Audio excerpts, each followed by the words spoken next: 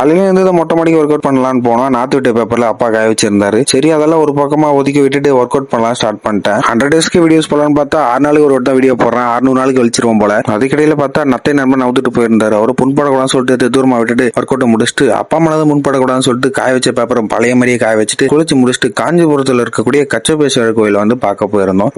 போனா நானும் என் வைஃப் என்னோட பையன் 3 பேரை தான் போயிருந்தோம். போன இடத்துல கூட்டம் இருந்துச்சோ இல்லையா காய்ஸ், ஆனா வெயில் நிறைய இருந்துச்சு. உள்ள வந்து போன் அலோடு இல்லைன்னு சொல்லிட்டாங்க. அதனால போன் ஆஃப் பண்ணி பேக்ல போட்டேன். கோயிலை சுத்தி வந்து பார்த்தா ஒரு மணி இருந்துச்சு. அதை அடிக்கலான்னு போனா அடிக்கவே முடியல. கையில பிடிச்சி தட்டினா தான் வந்து அடிக்கிற மாதிரி இருந்துச்சு. அப்புறம் பாத்தீங்கன்னா அயல்நாட்டு அன்பர்களை பார்த்திருந்தேன். கூடவே 4 வந்து பெண்களையும் பார்த்திருந்தேன். சரி போய் பேசலான்னு பார்த்தா நமக்கு தெரிஞ்ச இங்கிலீஷ் அவங்களுக்கு தெரியுது, அவங்களுக்கு தெரிஞ்ச இங்கிலீஷ் நம்மளுக்கு தெரியுது. ஏன்னா அவங்க எல்லாமே ரஷ்யன்ஸ், அவங்களுக்கு இங்கிலீஷே தெரியாதான். அப்ப நான் அவங்களோட ஹாய் வரையும் சொல்லிட்டு வந்துட்டு அப்புறம் குளத்துல மீன் இருந்துச்சு. மீனை பார்த்துட்டு 3 பேர் உட்காந்து வாயை பார்த்துட்டு இருந்தோம். மேல பார்த்தா மரத்துல ஏதோ ஒரு காய், என்ன காயும் தெரியல. பேக்ல பார்த்தா பிஸ்கட் இருந்துச்சு. அதை சாப்பிட்டு வீட்டுக்கு கிளம்பி இன்னைக்கு சிறப்புடன் வந்தாச்சு. இந்த வீடியோ அவ்வளவுதான் நண்பர்களே. பிடிச்சிருந்தா லைக் பண்ணிக்கோங்க, ஃபாலோ பண்ணிக்கோங்க. இன்னொரு வீடியோ இன்ட்ரெஸ்டிங்கான ஸ்டோரி பார்க்கலாம்.